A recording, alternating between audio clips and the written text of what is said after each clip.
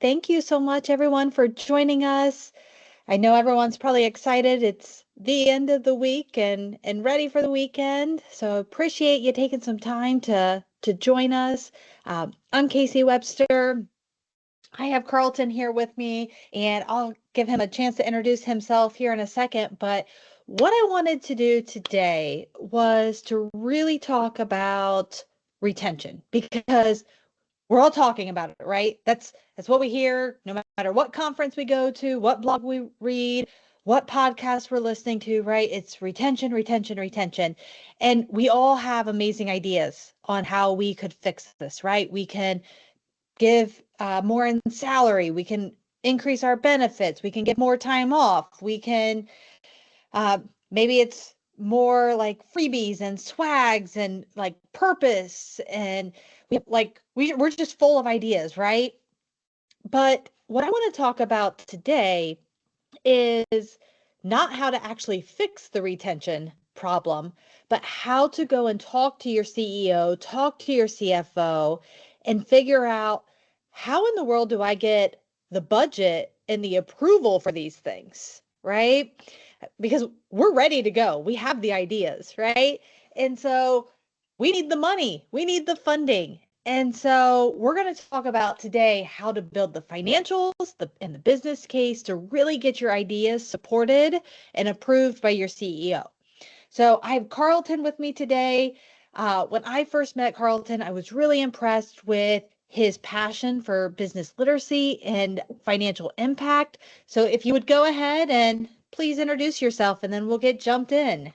Yeah. Thank you so much, Casey. And same here, by the way.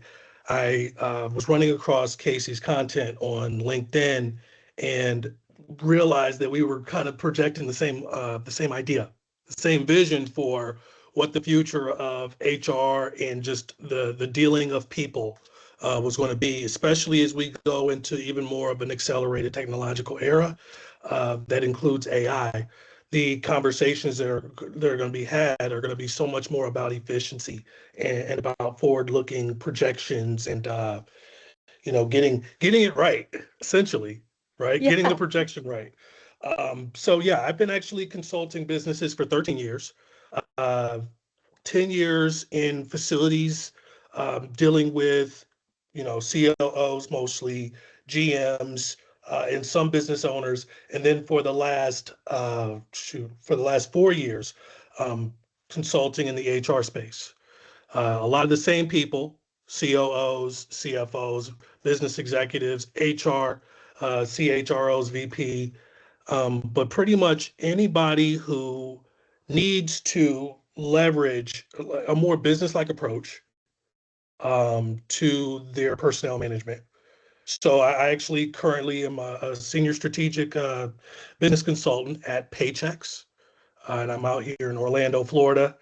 And it's a little cold today in Orlando, Florida. I don't know what we did to deserve this, Your but definition of cold, not the rest of us probably. well, it was 35 here though. That's cold. I'm from Indiana. That's actual All cold. right. All So, right. yeah. I'll give it to you. Well, great. Well, I'm excited to have you here today and talk through uh how are we going to get money? How are we going to get this approved? You know, HR is Right. one of those areas that we typically get the scraps, we get the leftovers. And so, in your experience in working with COOs, CEOs, if you could say, okay, here are those like these are these couple handful of metrics that mean the most to them. These are the ones that are going to like make them perk up and pay attention. Like, what would you recommend us Yeah. look at? I think here I'm going to put this visual up I was just mentioning a couple minutes ago, and I want to make sure that everybody has access to this as well. Let's go ahead and share.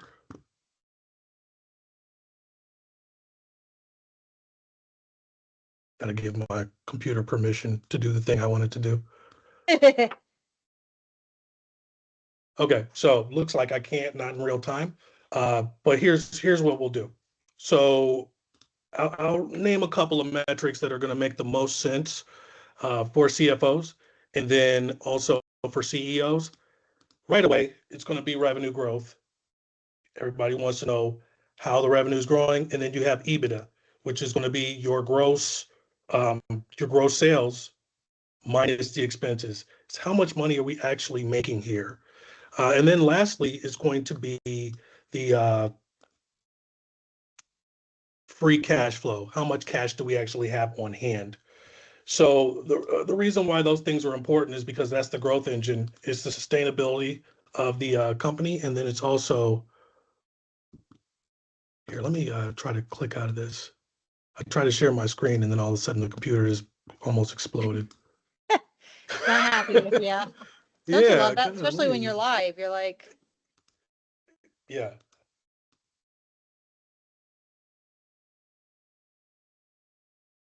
yeah, because it's not letting me do anything, so I can't even see anything on the screen. But anyways, we so can hear you and I can see yeah, you. yeah, So that's all we need. That's all we need. So basically, what the business needs to understand is how much money it's actually made, right? That's going to be your revenue minus your expenses. And then you're going to have free cash flow. How much money do we have to deploy to buy things for capital expenditures, for future looking mergers and acquisitions? And then the last one is going to be the gross margin.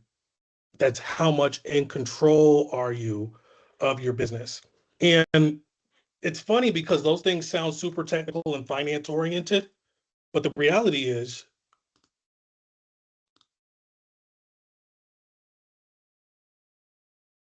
oh, there you are.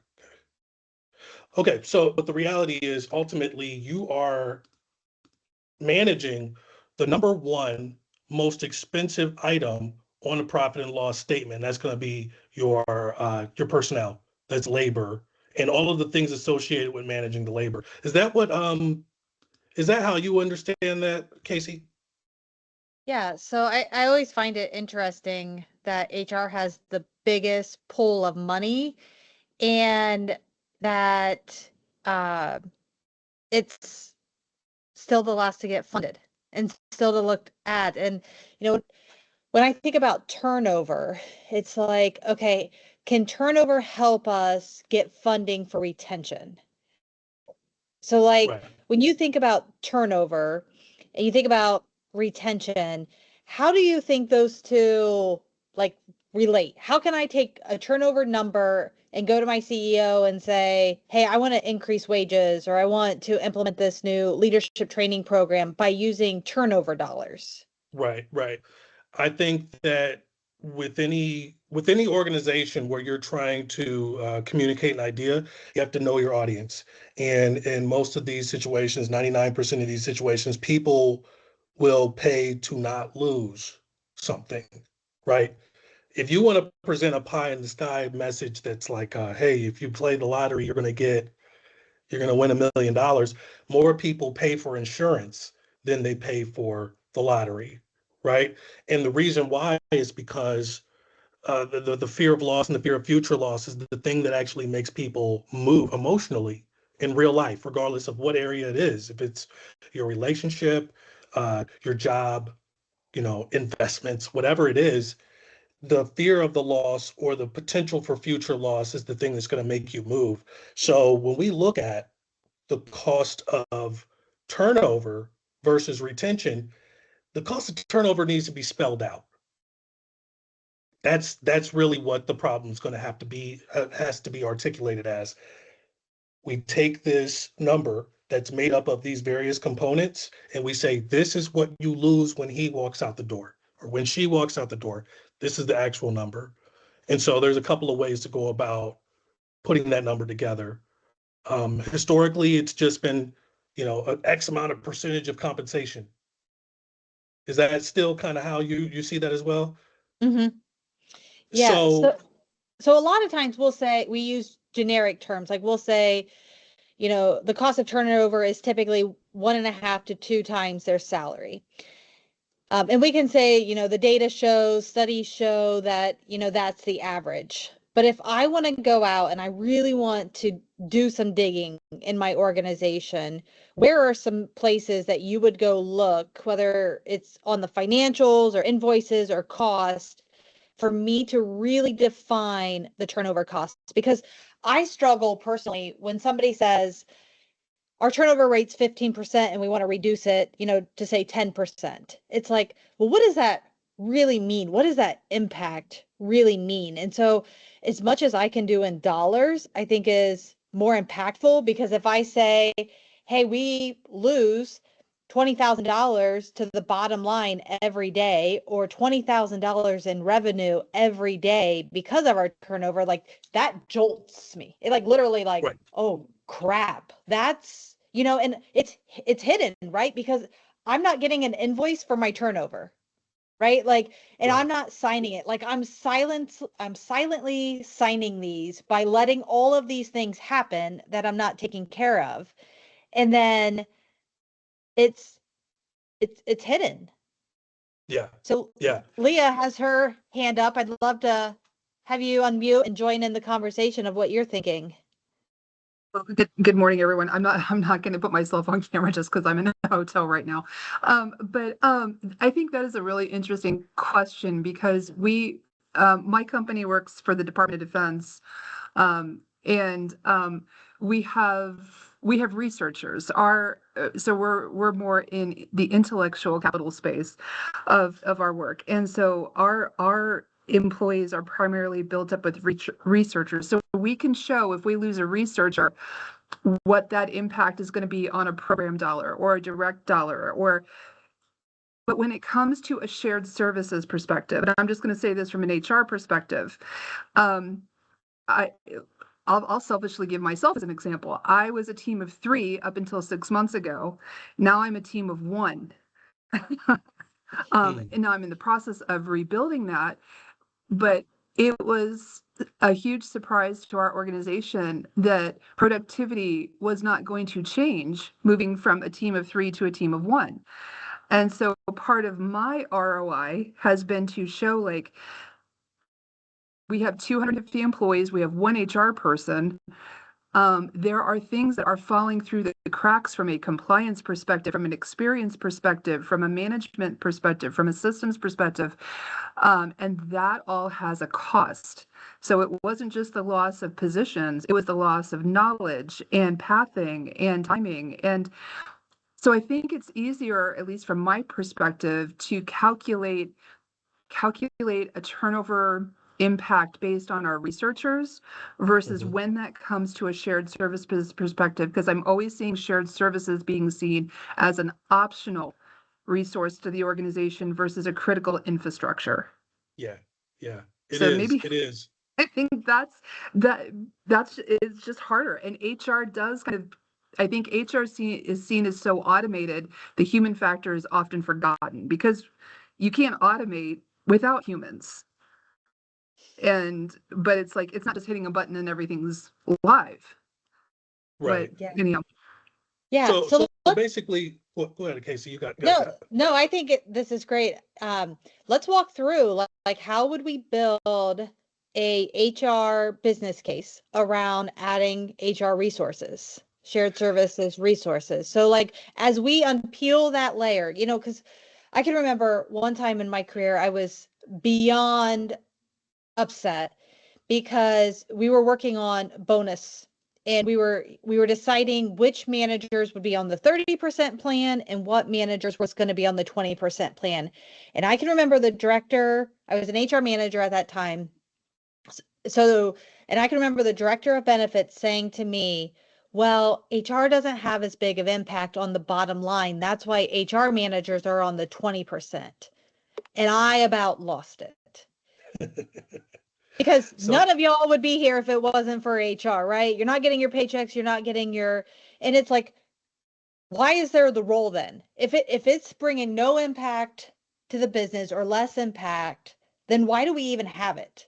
And so I think we got to let's peel back that onion together, because there are some numbers there. We just have to dig a little bit harder to find them. Yeah. I think the first thing that I would highlight is actually what the young lady just described as a defect rate. The things that are falling through the cracks. What are those things? Are they things that result in fines? Are they things that result in exposure from a risk standpoint?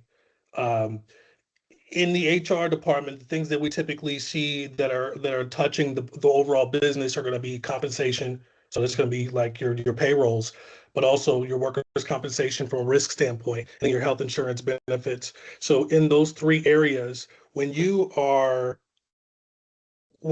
missing the mark in those areas, they result in fees, fines, and litigation.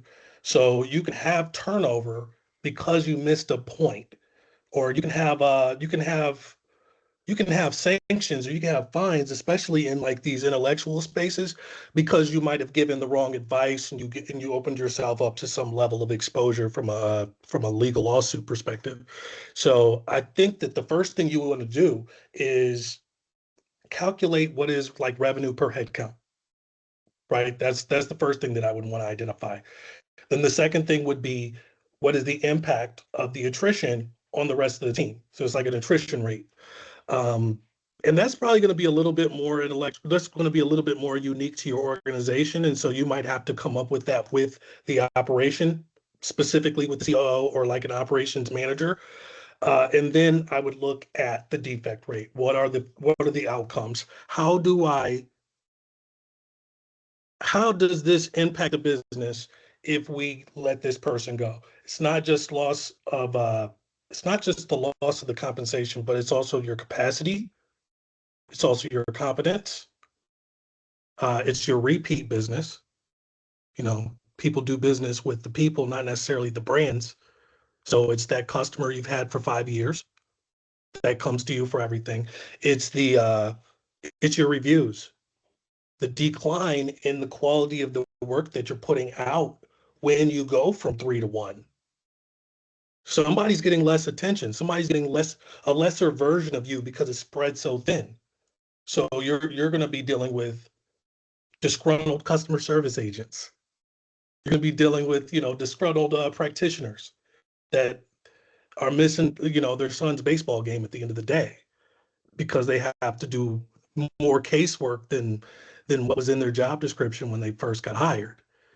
And Yeah, so I sorry, go ahead, think, Casey. no, just to add to that, I think if I were in your seat, starting, where Carlton said, it's like, okay, what are the things I've got now the workload of 3 people? What are the things I absolutely have to do?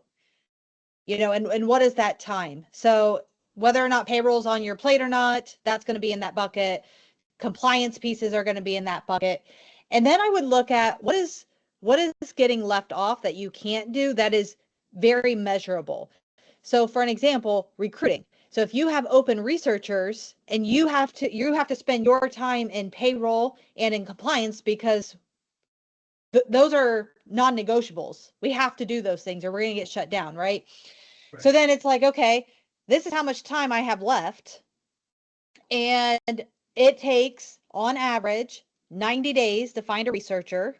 We have X amount open. If I don't get them hired by X date, we will miss the project deadline, which will put us in issues with our contracts.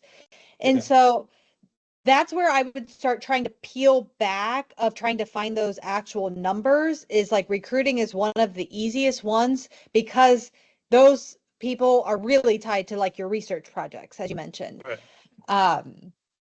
And so I think that's where I'd start from like an HR standpoint. Or if you're seeing like your turnover is due to your benefits and you don't have enough time in your day because it's compliance and it's payroll and it's recruiting, Yeah. then it's like, well, our benefits are getting us by, so we just like kind of let them roll. And then it's like, but if we find out through our exit interviews that the majority of people are leaving our organization because our healthcare is not affordable, if I add in an HR resource that can focus on benefits, could I reduce that turnover in half? And what would that savings be? And then compared to the cost of what that benefits hire would be. So I think if you just sit back and just really reflect on, okay, like where are the dollars here? Like how can I connect this to dollars? Because we know the theories, like performance is going to drop and we're going to burn out people, but it almost becomes just noise. Like, yeah, we know. Yeah, we know. We know that's what all the books say. But it's like, how do we like dig to find those numbers so I can like jolt that CEO to say, wait a minute. Oh yeah, get a recruiter in here today. What do you Yeah. need, HR? You know what would be helpful? It would be the ability to paint the picture, like almost like the apocalyptic version of what happens when you let somebody go, because it can actually go pretty deep. I got a great example. One of the first businesses that I worked with years ago, it was a East Coast, a very large East Coast car dealership group, and they were doing like a case study almost on their auto repair centers. They were having an issue filling those groups or filling those bays in the auto repair centers at the different car dealerships. It wasn't just that it was like this annoying thing. They had like 20% of their bays not filled. There were a couple of costs that we had to identify that I sat with the CFO and we actually talked about what is the impact here. And it was the revenue per day for each bay, the cost. So if you get the revenue per day for each bay, then we were backing out all of the vacant bays. That's one metric. The next metric is time to fill. So how long is that bay empty, right? And then we start looking at customer service. What is the impact on the reviews on Google, on Yelp, on, e-opinions or whatever is still out there? Like, what is the impact of that? And that number might be a little bit, a little softer than some other numbers. But the reality is somebody in marketing knows that number, because what a bad review does is it stops recurring business, it stops future business. So what that does is actually raises the cost of acquisition for a new client. And then it exposes you to competition that may not have been there before.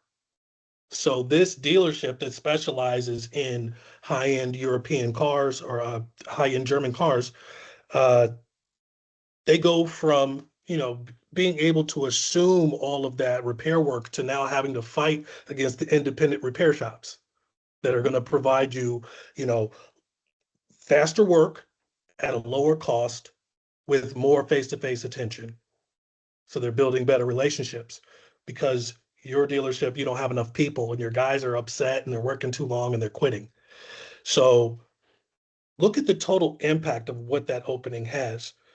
And then you can even let's take it even a step further. Let's say you hire somebody for that empty bay. Okay. The bay was empty for 75 days. You hire somebody for that empty bay. How long does it take for them to get up to proficiency? What is the standard for proficiency? And also, what is the defect rate that's going to come with somebody who's so lightly tenured? How many mistakes are they going to make that you're going to have to clean up? What kind of exposure are you going to have to damaging one of these cars? How about,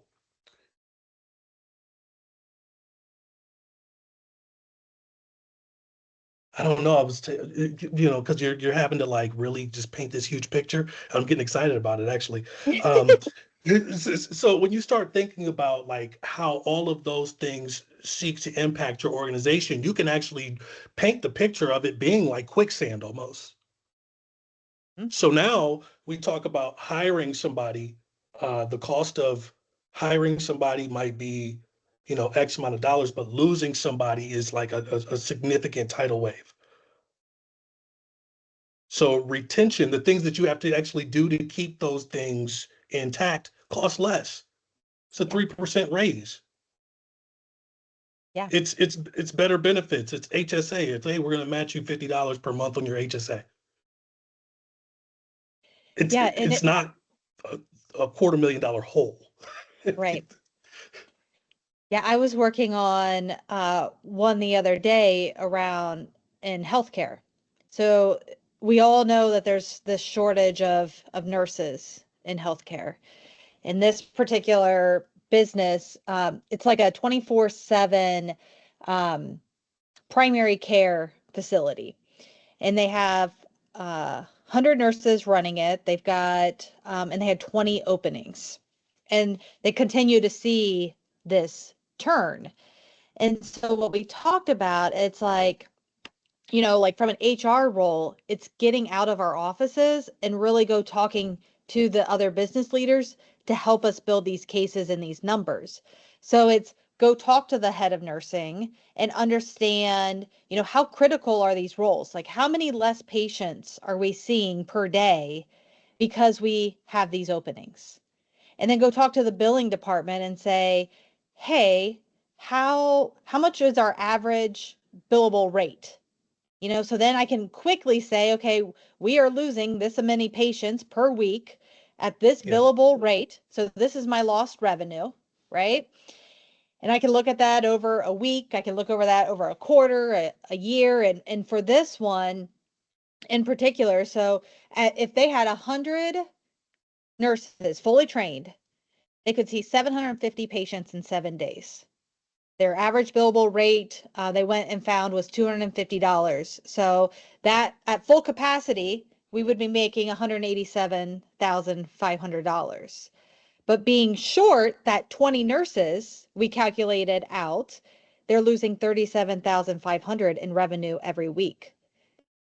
And I bet a lot of HR professionals could find a lot of things they could do to solve the retention problem, which is half of that dollar. But and it took us really building this out to get approval from the CEO, because that CEO, I made this comment earlier, nobody's signing an invoice for $37,500 every week. It's hidden. We don't Right. see it. We might see that revenue's down and we'll be like, oh, well, it's because we're short some nurses, or maybe we're limping by because people are working extra overtime, but they're getting burnt out and we're seeing that churn more. And at this hospital, they were paying, or not hospital, it's a clinic, $45 an hour. And we went in and proposed a $5 increase. And even with a $5 increase, there was still a net gain of $25,500 per week. And we were able to get those nurses $5 extra. But it took going out and doing that research Yeah. and building that case to figure out, where is that loss? I think if we own these numbers, that you become invaluable to the decision-making apparatus. You become part of the decision-making apparatus when you take those steps and own those numbers. So you mentioned going to billing, you're going to the, in that hospital setting, you're going to billing, you're going to the environmental staff. You're going to start piecing together these different metrics. And when you come to the table at the seat that you're fighting so hard for, you have numbers that nobody else has. Mm-hmm. Right? Because there's no natural bridge for those different units to be communicating. And you, as the owner of those numbers, are now bringing a strategic advantage to the table, for the CFO, because what you just brought are demonstrable numbers that allow them to create projections that are there, that are accurate based on Mm-hmm. historical data. They didn't Yeah. have that before, Yeah, right? and Carlton, how I used to do it blindly, and I mean, looking back, I'm like, I was so foolish. I would go into my executive team meeting. I would say, okay, here's what all the other, I was always in manufacturing. Here's what all the other local plants are doing. Here's what the benchmark's doing. We're $4 under benchmark. I'd like to give everybody $2 more to get us close to benchmark. That was my pitch. We're below benchmark. Yeah, And I'd we're get not 50 doing what they're doing. cents. I'd walk out of the room with 50 cents. And every year I'd get frustrated. We're falling further behind market. We're falling further behind market.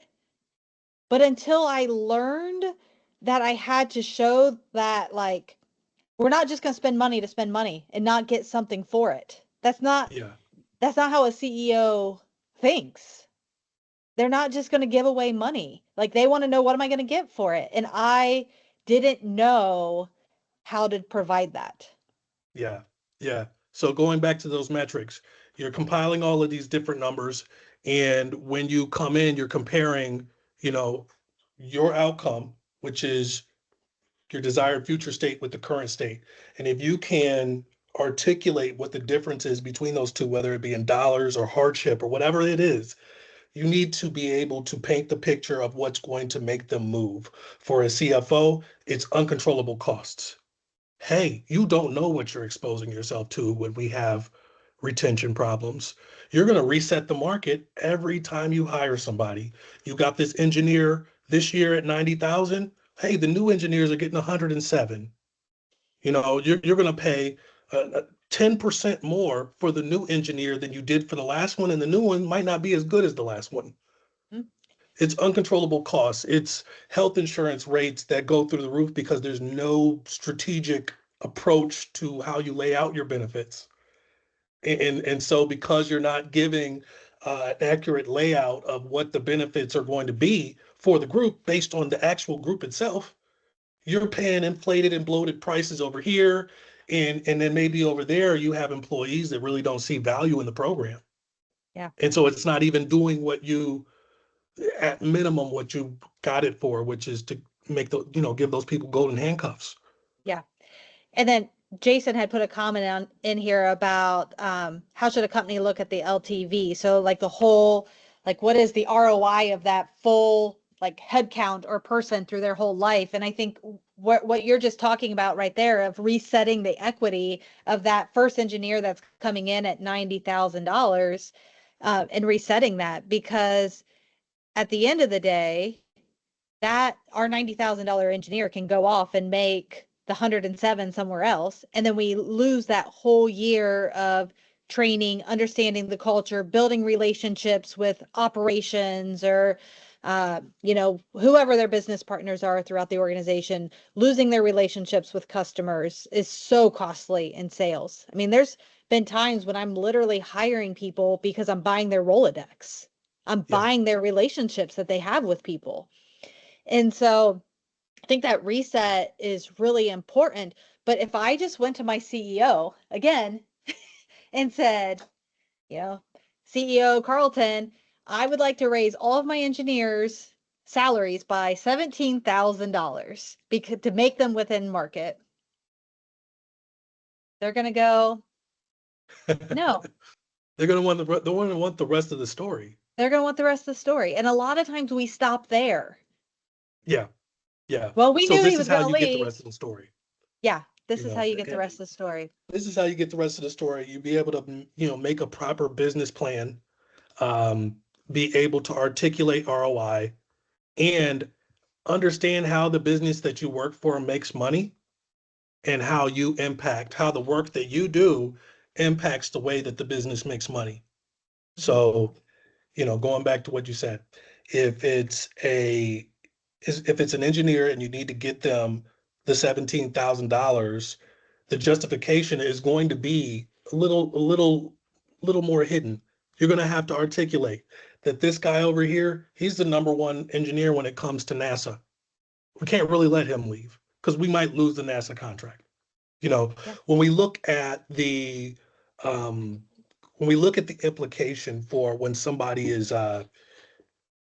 going out the door, sometimes they take people with them. Like you really don't know what's going to happen when you start pulling the threads Yeah. Because it of was the like, uncertainty. oh, Joe got a $17,000 raise. Maybe I need to be looking, Yeah, and I think in that example too, think about, I mean, one, you're going to pull up your succession planning and, what is the potential of this person and what plans do we have for this person? But also with that, what are they tied to? What are they working on? Are they working on a new product launch? And if we miss that product launch, it's going to cost us X amount in sales in a day. Are they working on a big quality issue that we had that we're trying to get fixed in the field? Understanding what the true impact on the business, not just the recruiting costs in this, like, well, it would take 90 days to refill and it would take, that's the easy part. yeah, But what is the true dollar risk to the business if they leave? And all you HR professionals, this is not your work alone. You need your business partners to help you come up with this number. And you go talk to sales, they know if we launch this new product, we're expected this money more in sales every day. They had to write that in order to get that new product approved to get it into development. Or engineering, what's the timeline? What happens if this engineer leaves? How long would it take us to get somebody up to train and up to speed on taking this over? What is our backup plan? They know that stuff. So you have to, don't put all this weight on your shoulders that you have to figure this out on your own. Let your business partners help you do that heavy lifting, and being that partner with them is going to just strengthen that relationship and trust, because you're there trying to help them fix their turnover problem, fix their retention problem, right? And so then when you walk into that meeting with that CEO, a lot of times your business partner, your engineering manager, your nursing lead, they're going to help you sell that. They might even be talking more than you because they are going to become so passionate about this data that they want to get it approved. Yeah, I think the best thing that we can do is own the relationship and be a translator. That's it. Just be a translator. What you're going to be the filter through which all of the office politics and all of the ins and outs of the water cooler and the break room and the production floor come through, so that you can confidently and competently communicate that with the head office, with the C-suite. So for the financial executive is the ability to make a projection and for the projection to be true. The CFOs, when they get fired, it's not because they didn't make a projection, it's because they were too far off, right? Yeah. They didn't put enough controls in place in order for that number to come to fruition within a few, points of deviation. For a CEO, it's the ability to confidently make investments into the future of the company, to go go acquire the new leader, to go acquire the new company, to merge, make decisions that are based on stability, that, growth oriented, projectable outcomes for the CFO, and then stability and future outlook for the CEO. If you're able to take all of those different languages that we just described, because all those different departments speak differently, and put them into a coherent ROI statement, attached to a business plan, then they wouldn't dare go into a new marketplace without you. Yeah. And us in HR have this beautiful new tool called AI. And so we used to really have to rely on our finance partners to help us. We are a lot of HR professionals. My skill set is people and understanding conflict and feedback and how to coach people. But it's not building out a beautiful Excel spreadsheet and figuring out these numbers. I'm not detail oriented. You do not want me doing that work. So I would have to rely on my finance partners to help me build that. And HR is not always at the top of their list, right? They're working on an ROI for manufacturing that's really black and white and simple, or a contract that they're working on, trying to figure out margins that the sales team's working on. So open up ChatGPT or whatever your favorite one is and just start telling your story. I'm trying to figure out this retention issue. Don't put your company name, don't put any like true specifics, and just start having a conversation and say, and then once you start to put that data together and it tells you, like, go out and, talk to your engineering manager, understand this, or go talk here, ask it, like, who are the people in my business I should talk to gather the data to build this out, and then bring that back and talk to ChatGPT about what you learned and have it help you start modeling some of this. And then, say, okay, now if I would present this to my CEO, what questions would he have? And then to go another angle, if I present this to my CFO, what questions would he have? And then take it to your finance business partner before you even present it and say, okay, here's what I came up with. I need you to poke holes in it. Like, does this sound right? Test it with a trusted financial analyst within your organization, test it, and then go present it to your CEO and CFO. Yeah, I think that's important. We're not saying you guys have to go out and become math wizards or coding specialists, but what you are doing is actually what you're already currently doing in most situations, which is being a people person and bridging those relationships across departments. It's engagement. It's letting the people in the coding department and the people in the billing department know that their opinion matters and that their work matters. And so you're even getting to serve them even to a greater extent in ways that you already were. And in return, what you're doing is value, bringing value to the C-suite into that conversation for a group that just historically doesn't have the time or the capacity to go gather that information and really have the heartbeat of the company that they serve. So yeah, just to kind of summarize all of that, be the conduit for the conversation. Absolutely. So, in your experience, how do I get my CFO to believe my numbers and trust me? Yeah, do not spend too much time on soft numbers.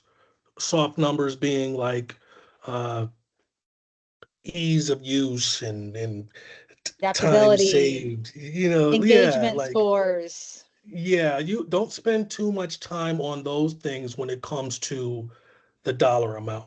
The dollar amount for these analytical types, for us that are all familiar with the DISC for DISC assessments, these C types, they are very hard numbers driven, and a lot of CFOs are C types. So that would be like quantifying how much you're spending on ZipRecruiter or Indeed.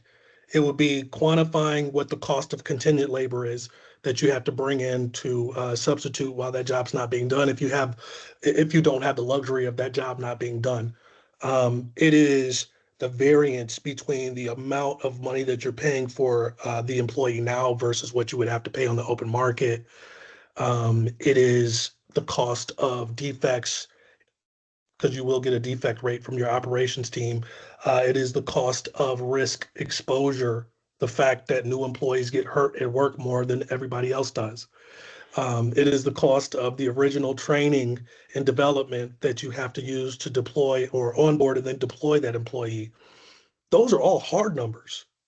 And so if you're able to, and this is all stuff that should be in your Rolodex already, if you're able to put those numbers together and package it cleanly for that discussion, these are numbers that can't be argued against Yep. because you have invoices for all of them. Yeah. Yeah. It's And not the that's what hidden I really recommend. invoice that nobody's signing every week. You are Right. finding that invisible invoice that CEO doesn't realize he's signing every week by allowing these things to happen. That is what you're out there uncovering. Yeah. Right. Yeah. So, as promised, we are going to open it up to the audience at this point for the next 15 minutes or so. I would like to invite everybody. I am going to put the link here in a second in the chat, but we have started 10x Talent, which I'm super excited about. And this is a community that is for all of our executive level HR professionals, as well as those that are aspiring to be different in HR, to break the reputation, to do it, to become business leaders first that run the HR function. And so you can try it out. There's a 7-day free trial. So please check it out. We're just getting it built out. So our founding members are getting it for life for very, very, very cheap. And it's a great place to network and learn and have more conversations like what you're experiencing today. And what we're building out right now is a whole lesson around financials for HR professionals geared directly towards us. So I'm really excited to get that launched here in the next couple of weeks. So we'll go ahead and open it up. Feel free to raise your hand and we can call on you to unmute, or if you want to throw a comment in the chat, we can answer it that way as well. But this is your time to ask.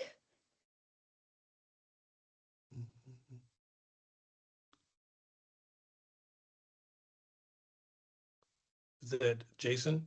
Yeah, go ahead, Jason. Hey, I thank you guys. This has been really great. I wanted to kind of ask my question again that I put in the chat in a little bit of a different way.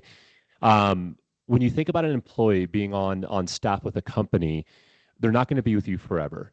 they're going to leave at some point. Just like a customer isn't going to be with your company forever. So we look at it as like lifetime value of the customer is going to be X, and that's a number that we're kind of helping drive kind of the overall economics of the business.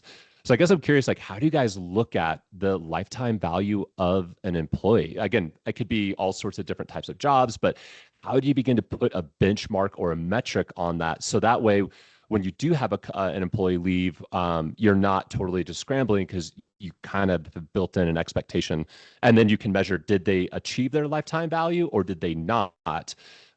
So just curious what you guys' thoughts are on looking at it from that perspective. Casey, I'll let you handle that one. Give me the hard ones too. Yeah, so this is something that's really new that, I've been hearing a lot about, and I've seen a couple different formulas of how to calculate this, and actually have a friend in New York City, Gina, who's going to be coming on in a couple weeks. We have it scheduled, and that's really what the whole topic of that um, webinar is going to be. But when I think about, like, okay, how would we track that from a customer standpoint? And then how do I, like, parallel those lines over to an employee? So, like, acquisition cost is something that we track in sales, right? Like, Carlton, you probably at Paychex have like, what is the cost to actually acquire them? And so, like, in our world, that's like, okay, what is their, like, ramp to productivity, or like, are we paying a recruiter fee? Like, what's our cost to, like, actually get them on as an employee? And then what is their ramp up speed before they become profitable? So customers, sometimes we have that, we might not become profitable because we give a lot of discounting up front just to get them in the door, and then we start adding more. So then when I think about that, how do I relate that to the employee? That's our onboarding and our ramp up speed. So, you might look at that as, is it 3 months? Is it 6 months? I mean, I've even worked for some companies that were very custom organizations where it would take 2 years because we had zero documentation to get that up to speed. So we got the recruiting costs, we've got the onboarding, the ramp up cost. Then it's like some roles are easier than others, I think. So, like, think about, like, annual net contribution. So, like, how much revenue am I bringing to the customer? So someone like Carlton, that's really easy, right? Because he's in sales. So I can see exactly, okay, how much revenue is he going to bring? Engineering, another easier one, because it's like, how quick can they get a product to market to sell? Customer success, it's like that turn and avoid. So that it's like, how do I, like, that's challenging, right? Like, how do I It's really figure challenging. out that like, for HR, right? Like, there's the easy roles like Carlton, but mine's going to be more challenging. I'm going to have to unpeel that level more. I think there's Carlton, what do you standards think? involved with that. Yeah, I think there's standards and definitions that have to be put in place for all of those various areas in order to get a clean number for the long-term value for an employee. I think when you're talking about the recruiting, and then you're talking about, like, the raises that person will get, and then all of the variable costs around the job that they're doing, it's a really hard number to get without having defined a lot of those numbers.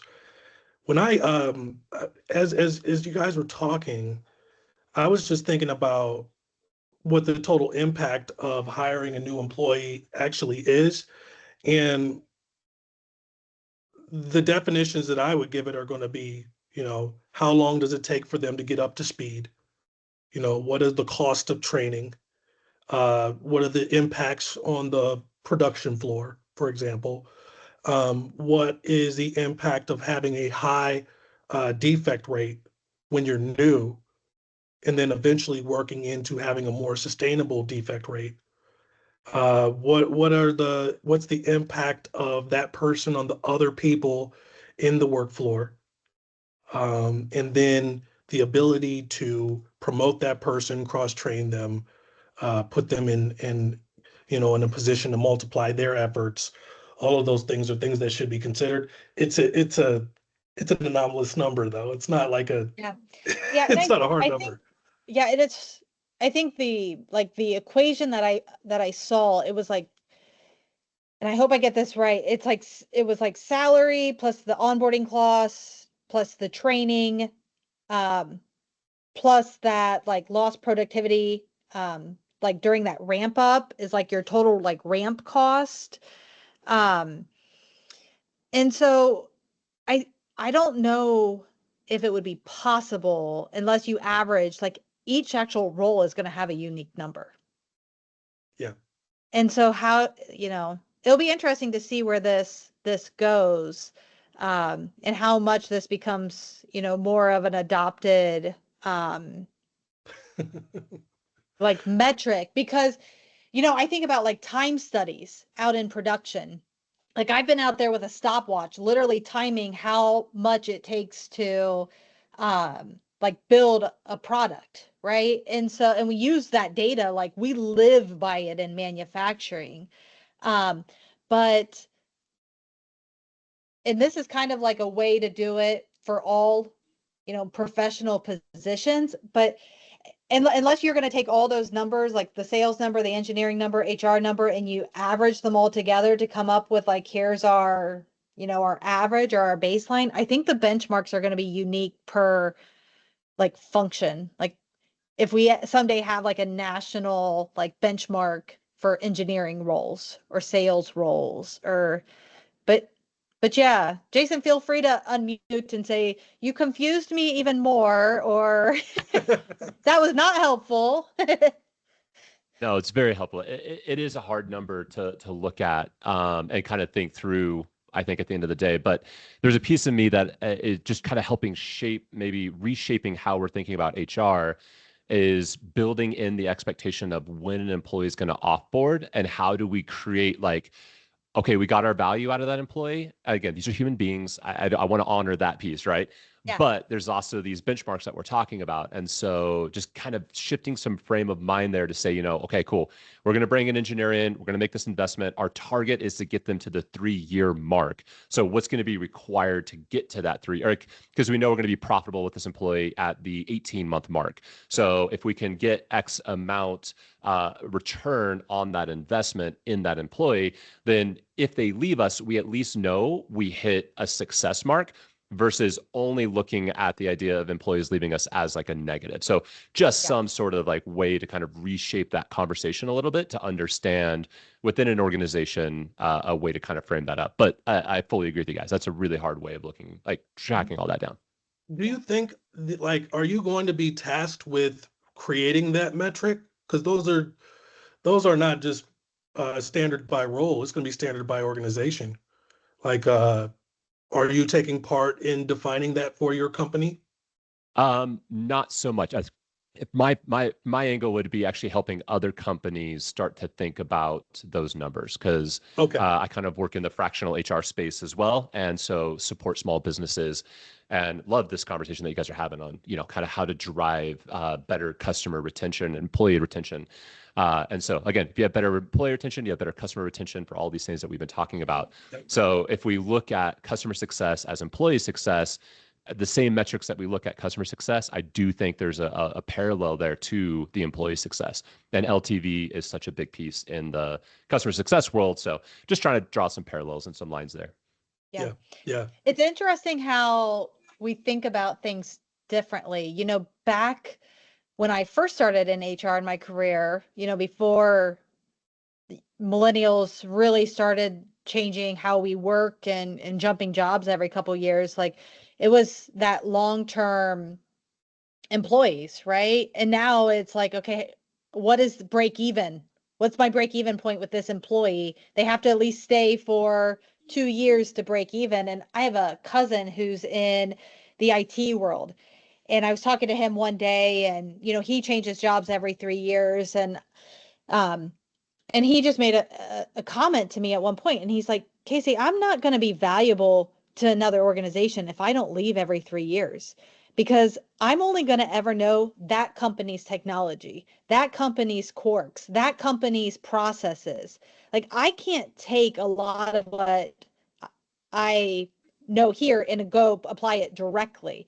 And so if I sit for the same company with these outdated technologies and not continue to advance and move and see how other companies are doing it and take bits and pieces of my experience and put it all together, he's like, I would not be valuable at all to an organization.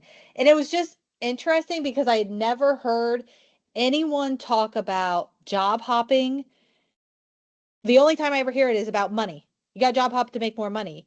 He was talking about job hopping to make him more valuable to his employer. And so if more and more of our younger generation continue to have that mindset of I'm doing this more for my career advancement, not just money, that's where it becomes more and more important for us to understand, well, how long do we at least have to maintain this person to break even at the bare minimum, but ultimately want to become profitable with them. Yeah, even redefine what career pathing is. Mm-hmm. We have to put a different level of weight on what a promotion is. So I worked for almost a decade for Centos Corporation, and that company is so big and it has so many different business units and functions that you can live out an entire 40-year service career there and have had like 10 different jobs that touched 10 different areas of the business. And so I think that would be not like the remedy, but it would help, Yes, given somebody absolutely. a much broader experience in that company.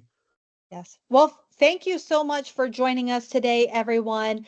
Because you mentioned career pathing, next Friday we're doing another webinar where it's going to be all about career pathing. And I have Matthew Thomas coming on, who's a VP of HR for a construction company, and he does career pathing like no one other. This is the second company he's went into and actually created career plans.